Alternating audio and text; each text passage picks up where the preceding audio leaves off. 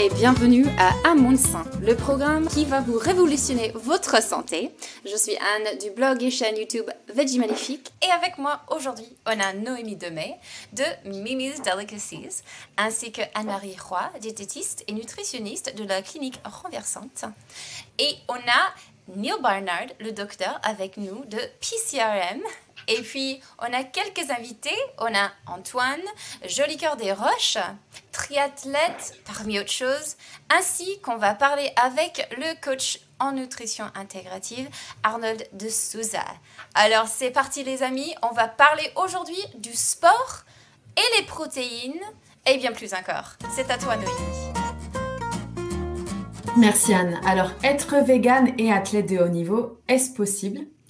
Oui, et il y a de nombreux bénéfices à cela. C'est ce que va nous montrer notre invité, Antoine Jolicoeur Desroches, athlète professionnel et coureur d'ultra-endurance, végétalien depuis 10 ans.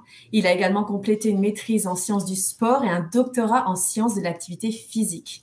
Et plus récemment, il est monté sur la scène du TEDx Montréal avec pour sujet « Comment véganiser sa vie ?» Titre qui me permet d'enchaîner sur ma première question. Antoine, bienvenue. Bonjour, merci pour l'invitation. Merci à vous. Que diriez-vous à quelqu'un qui nous regarde? Que dirais-tu à quelqu'un qui nous regarde et qui envisage de devenir végétalien, mais ne sait pas vraiment par où commencer, ne sait pas vraiment comment s'y prendre? Je pense qu'on est beaucoup, moi je suis passée par là, je le sais.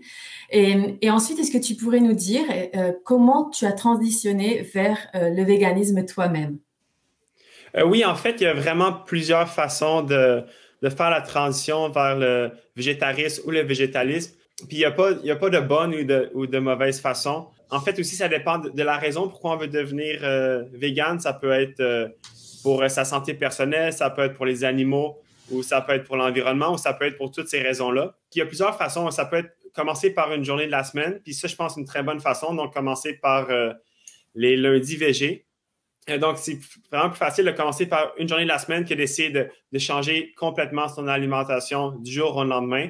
Ou ça peut même commencer par un repas de la journée. Puis personnellement, je trouve le repas le plus facile à véganiser, c'est le déjeuner parce que la majorité des gens mangent déjà végétarien ou même végétalien le matin. Donc, comme ça, on part avec une bonne étape. Donc, le tiers de notre alimentation est déjà végane. Donc, il suffit de continuer avec les collations après le dîner et le souper. Donc, d'y aller d'étape par étape, je trouve que c'est la meilleure façon. Comme ça nous permet de découvrir de nouveaux aliments, de nouvelles recettes. Donc, c'est plus facile qu'y aller un peu cold turkey, donc de changer complètement son alimentation. Je pense que c'est un peu la meilleure façon pour pouvoir changer ses habitudes de vie et pour que ça reste à long terme, parce que c'est ça vraiment le but ultime, de pouvoir maintenir ses habitudes de vie saines et végétaliennes, mais pour tout le temps, dans le fond. Ouais, commencer petit à petit.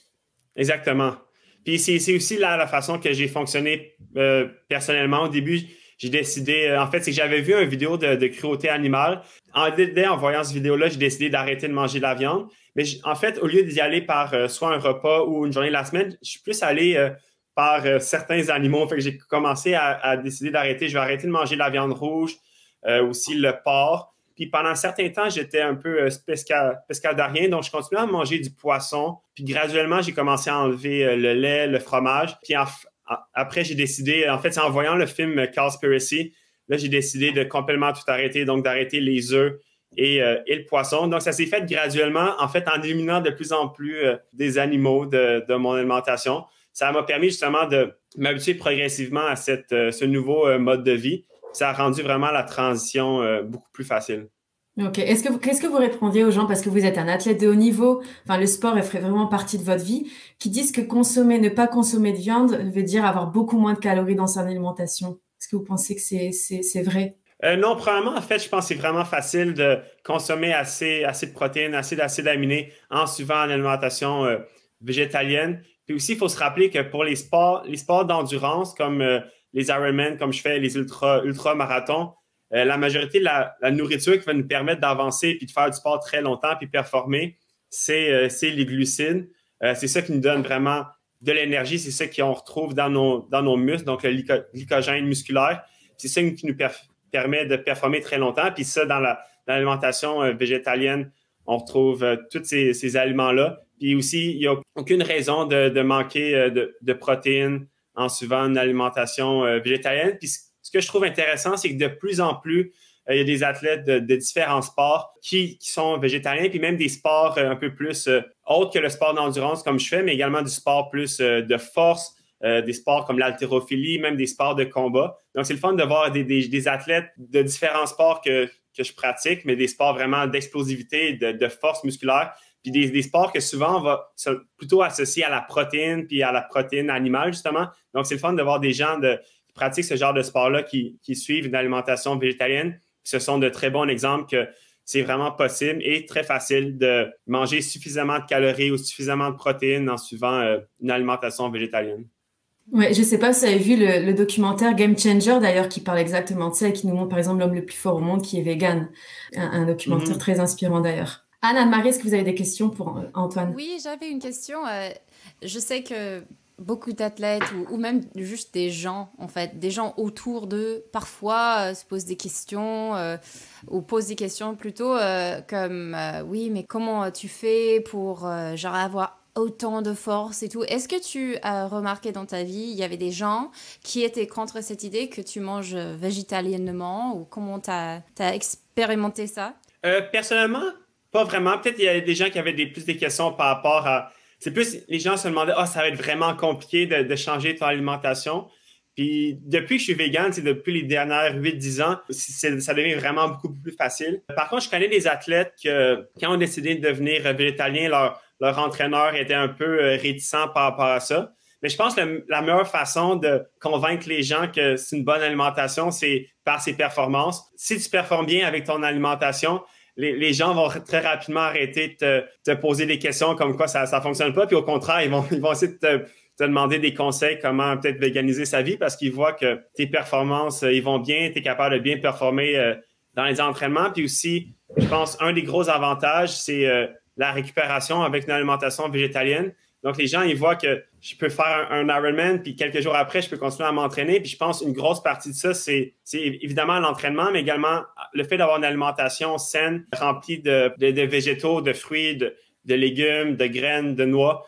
C'est ça que je pense qui nous permet de mieux récupérer, de mieux performer. Fait que je pense que la meilleure façon d'un peu de démystifier les mythes, c'est plutôt que par les paroles, c'est souvent par les actions. Donc, montrer que ça fonctionne puis qu'on peut bien performer dans les compétitions. Je pense que c'est une bonne façon de démystifier les mythes. Étant donné que toi, tu es maintenant en recherche, est-ce que tu as vu beaucoup de recherches justement qui démontrent l'efficacité ou les bénéfices d'une alimentation végétale sur l'entraînement? Je sais en fait qu'il y avait une étude récemment, je pense une étude de l'UQAM qui avait fait une étude là-dessus. C'est sûr aussi c'est différent parce qu'en fait, il avait pris des personnes qui étaient végétaliennes ou végétariennes, je me souviens plus, puis des personnes plus omnivores.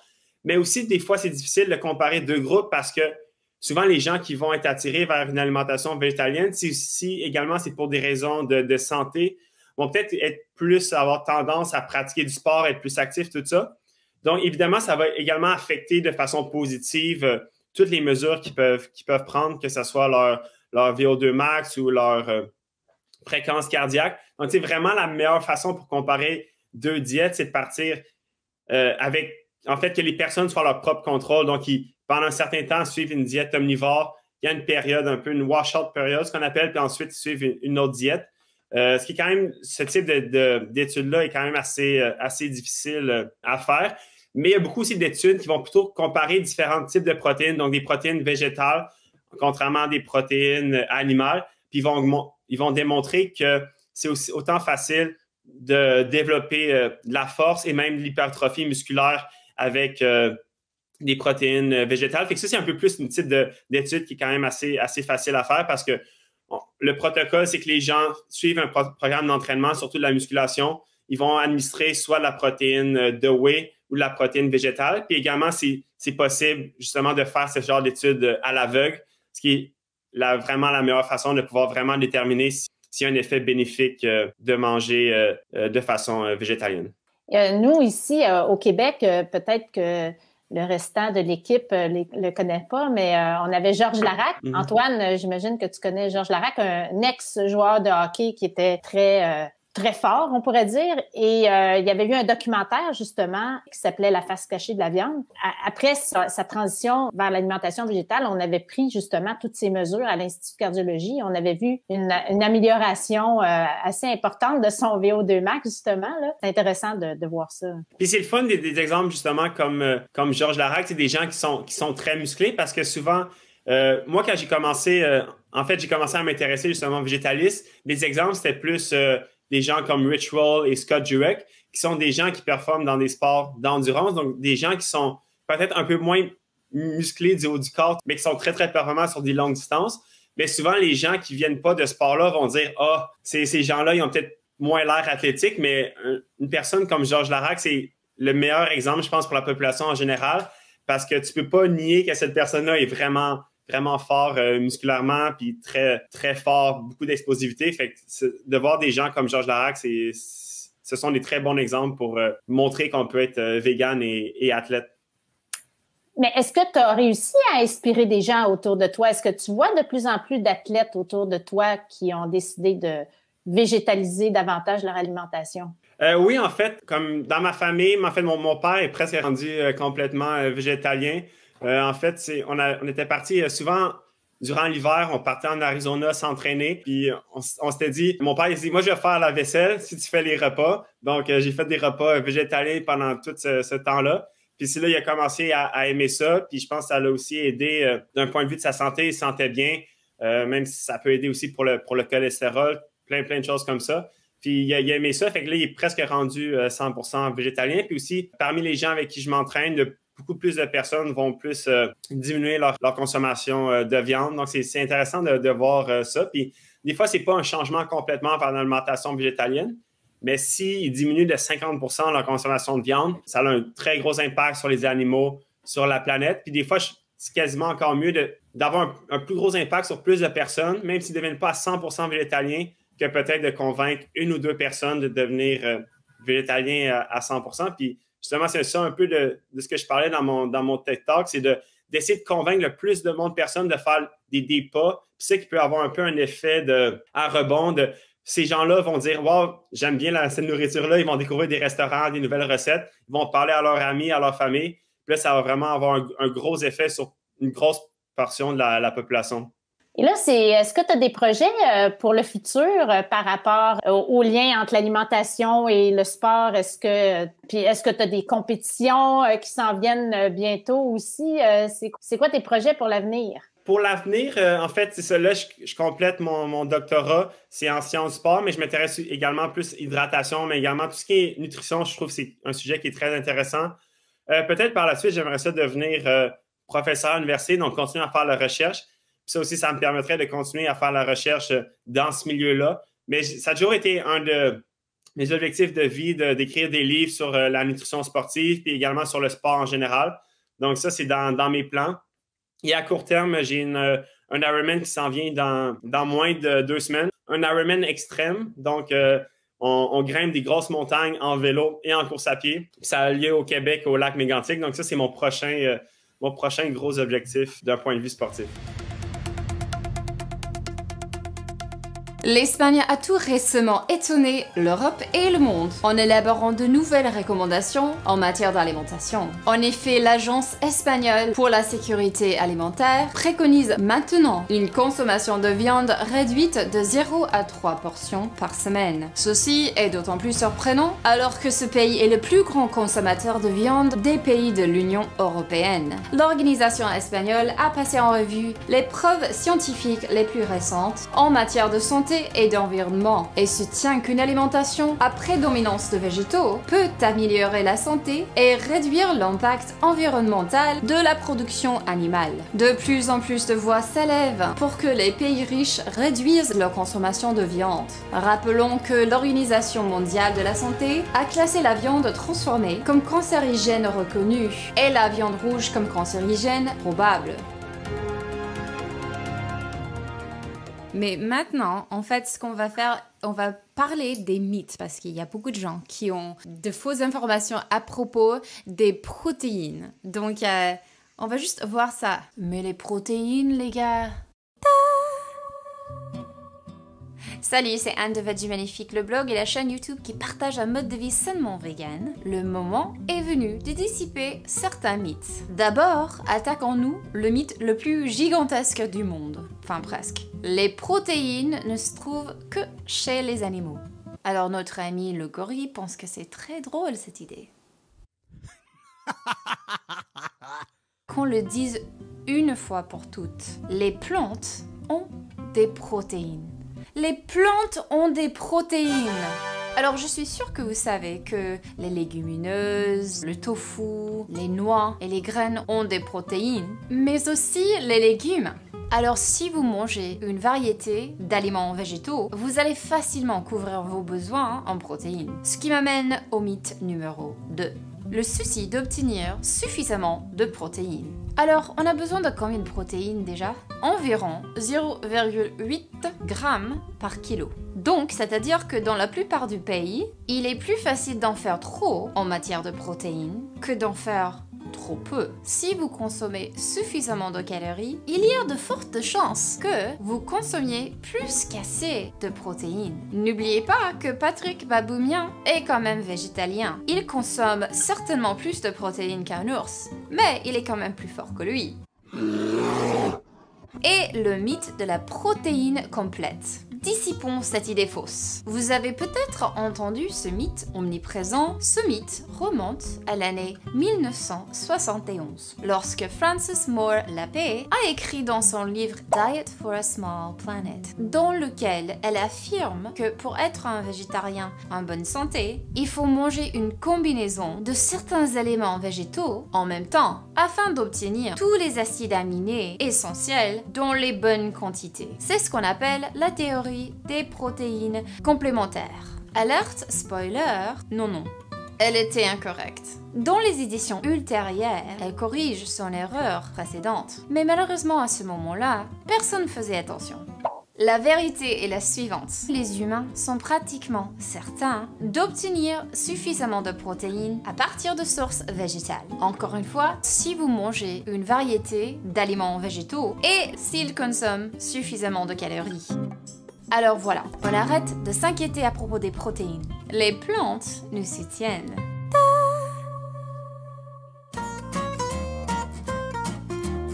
Alors maintenant, après avoir parlé des mythes de protéines, parlons des faits de protéines.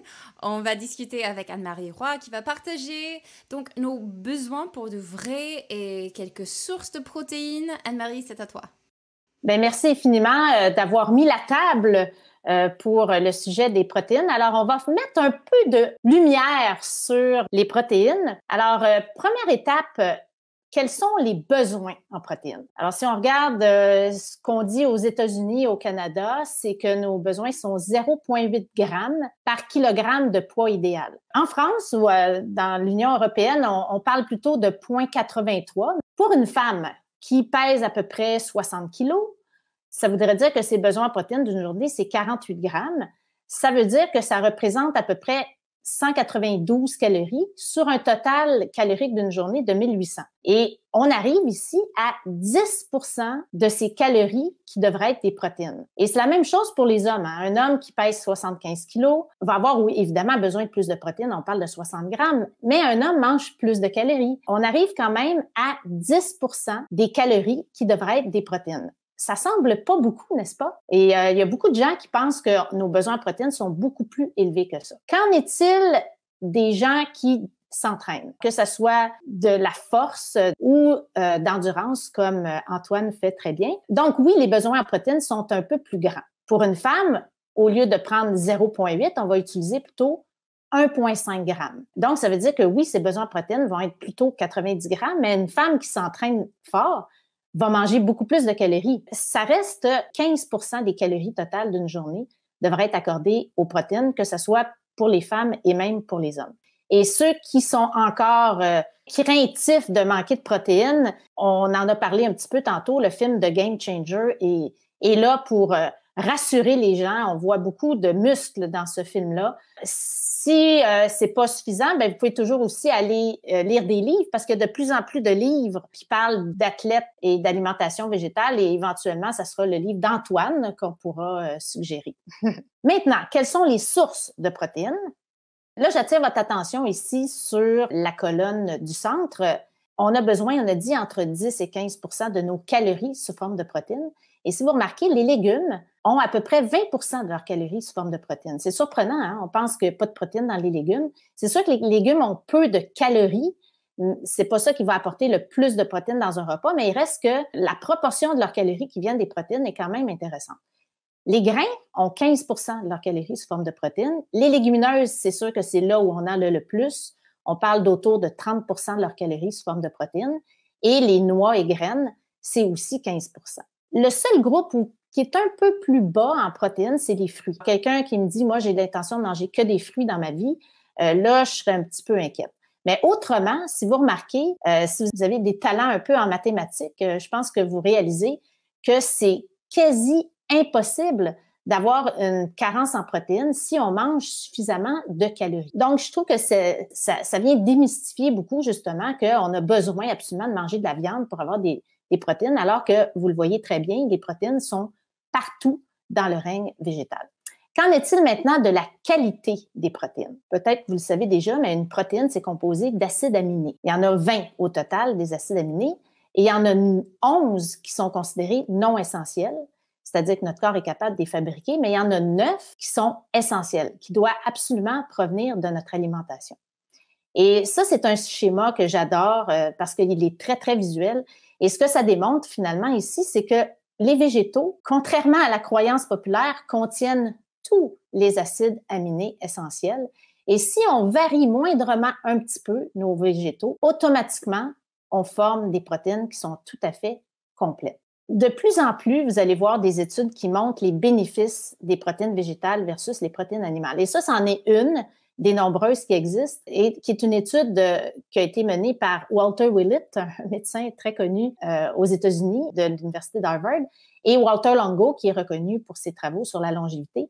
Ces deux scientifiques-là reconnus ont fait une étude qui démontrait que si on change 3 % des calories sous forme animale et on transfère plutôt en protéines végétales, seulement 3 %, déjà, on voit une amélioration sur la longévité, c'est-à-dire qu'on diminue la mortalité. La conclusion, c'est que dans l'avenir, il va falloir à ce moment-là parler davantage de la qualité des protéines et plus la science avance, plus on réalise même que les protéines végétales ont des avantages sur la santé par rapport aux protéines animales. Alors, j'espère que j'ai réussi à démystifier un petit peu l'histoire des protéines. Est-ce qu'Antoine, toi, tu vois ça beaucoup, toi, des peurs par rapport au manque de protéines?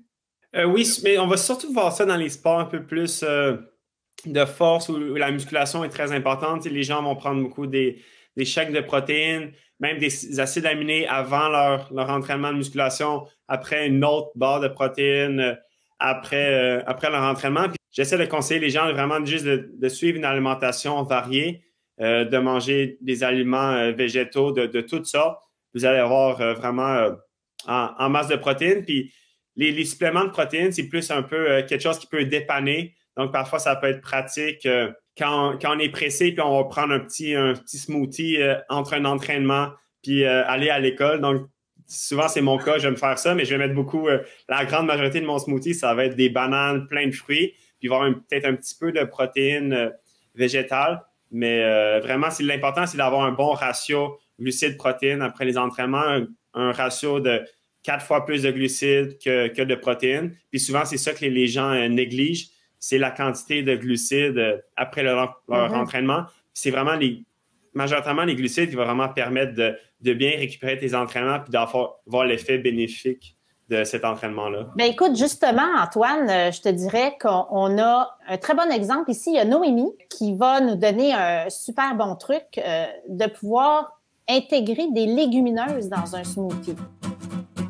Noémie, est-ce que tu veux nous partager ta recette de smoothie avec des légumineuses dedans. Exactement, on y va. À la place de mettre de la poudre dont on ne connaît pas forcément les ingrédients, utilisons les haricots dans notre smoothie. Allons-y.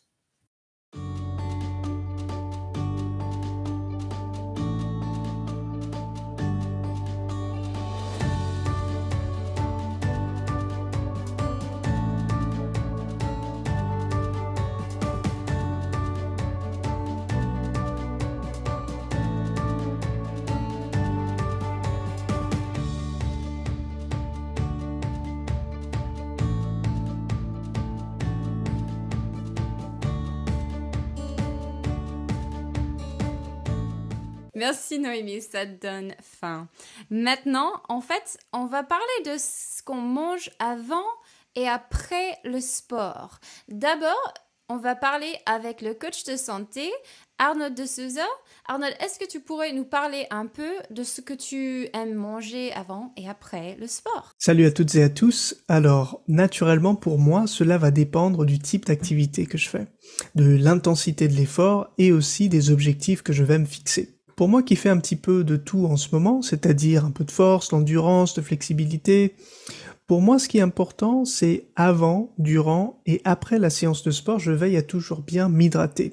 Alors ça pour moi c'est primordial. Au-delà de ça, au moins 1 heure et demie avant ma séance de sport, j'aime bien boire un grand verre de jus de betterave. Alors, jus de betterave et citron pour avoir un petit peu de vitamine C. Alors, jus de betterave est très intéressant parce qu'il est très riche en nitrate et le corps convertit ce nitrate en oxyde nitrique. Alors, il y a pas mal d'études qui montrent qu'un niveau plus élevé d'oxyde nitrique dans le corps peut améliorer notre capacité aérobie. Alors, en d'autres termes, cela signifie qu'on peut faire plus d'efforts avec une même quantité d'oxygène, ce qui est assez formidable. Parfois, j'aime consommer aussi un bol de fruits, idéalement quelque chose d'assez léger avant la séance de sport pour faire le plein de glucides. Alors ça peut être des myrtilles, ça peut être de la pastèque, de la mangue, etc. ou bien quelque chose de saison.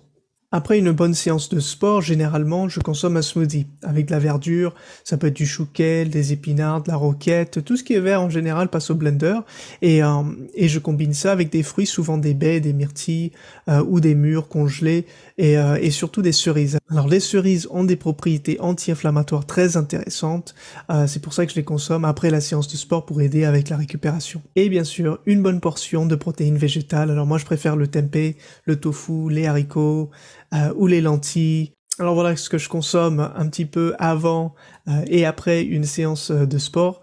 C'est à vous. Et Antoine, j'aimerais bien parler avec toi à propos de ce que toi, tu aimes bien manger. Tu as parlé des smoothies. Quels autres aliments préfères-tu pour préparer, mais aussi pour la récupération après? Oui, en fait, souvent, les compétitions, c'est assez tôt le matin. Puis ce que je suggère aux gens, c'est vraiment de ne pas changer rien à son alimentation le jour de la course, donc de prendre quelque chose qu'on était habitué de manger. Puis souvent, avant mes compétitions, ça va être quelque chose de simple, donc du gruau avec un peu de beurre d'amande, un peu de sirop d'érable, banane, un peu de canneberge séché.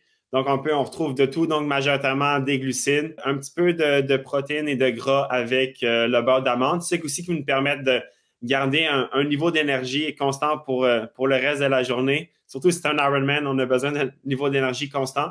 Donc, manger majoritairement des glucides avant un entraînement, peu importe c'est quoi le moment de la journée. Souvent, quand je vais m'entraîner en après-midi, je vais manger peut-être un peu de fruits. En fait, je suis un gros fan du beurre d'amande puis des fruits. Donc, soit ça peut être des dattes avec du beurre d'amande ou du beurre de peanut, des bananes avec des noix, des choses comme ça. Même parfois, si j'ai besoin d'un petit boost d'énergie, des fois du chocolat noir aussi, ça peut être intéressant également. Donc, majoritairement des glucides avant les entraînements aussi. Prioriser les choses qui sont faciles à digérer. Également, ça va être un peu la même chose pendant les efforts. Donc, parfois, je pars m'entraîner 3 à parfois 6 heures d'entraînement, que ce soit la course à pied ou en le vélo.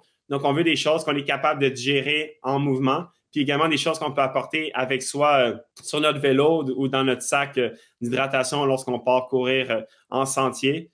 Donc, parfois, ça va être des barres énergétiques ou ça peut être parfois seulement des dattes, même des bananes. Des bananes, c'est le meilleur aliment pour les athlètes. C'est très facile à digérer. C'est une très bonne source de glucides. Également, c'est vraiment, vraiment pas cher. Donc, pour un athlète, c'est vraiment intéressant également. Puis souvent, quand je vais à l'épicerie, les gens sont un peu surpris de la quantité de bananes que j'achète.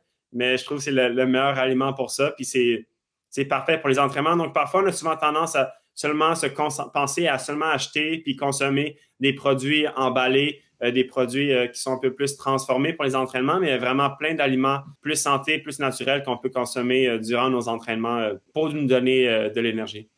Et aussi avec les bananes, on peut les congeler et faire la glace après. Dans un blender. Oui, ça, on n'a jamais trop de bananes, donc si tu en achètes trop, j'en ai toujours plein dans mon congélateur, faire des pains aux bananes, des biscuits aux bananes ou également des smoothies aussi. Je suis tout à fait d'accord. Puis après ton entraînement, tu disais, bon, avoir une proportion de 4 glucides pour 1 protéine. À ce moment-là, ça serait quoi? Qu'est-ce que tu manges après tes entraînements? Après, si un peu, justement, je suis un peu pressé, un smoothie, c'est vraiment une bonne option. La protéine, ça peut aussi soit être de la poudre de protéine, mais également, des fois, j'aime beaucoup les petits casseaux de tofu déjà à la saveur, que ce soit aux bananes, amandes ou mangues, qui sont vraiment bons.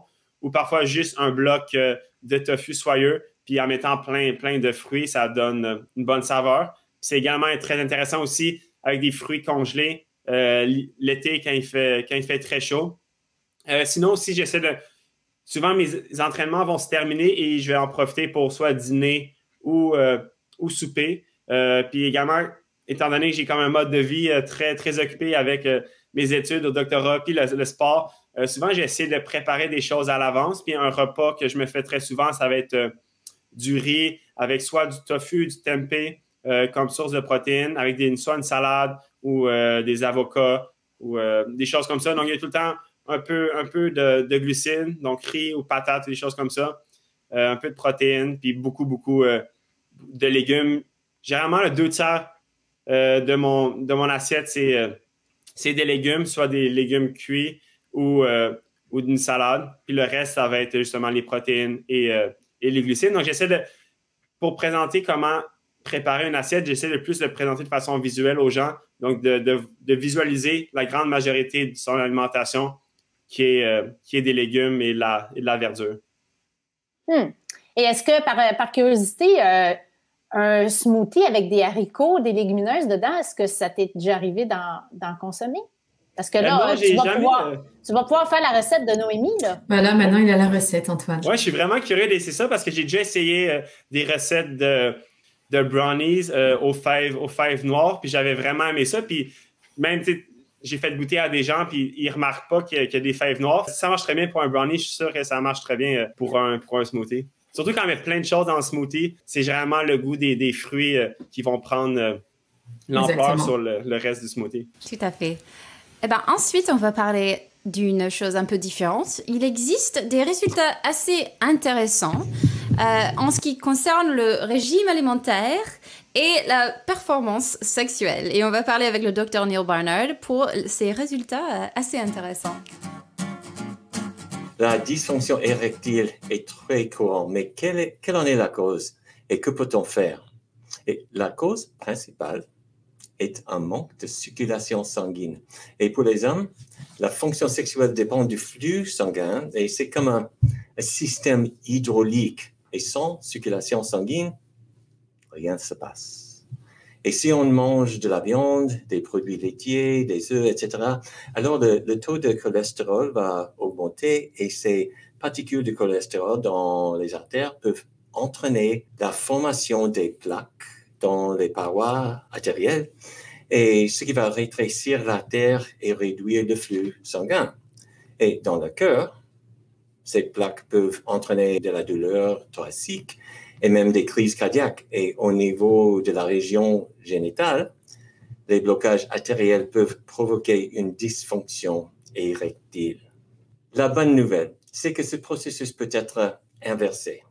Les recherches du Dr. Dean Ornish ont montré que avec un régime végétarien et un mode de vie sain, les plaques artérielles commencent à se résorber.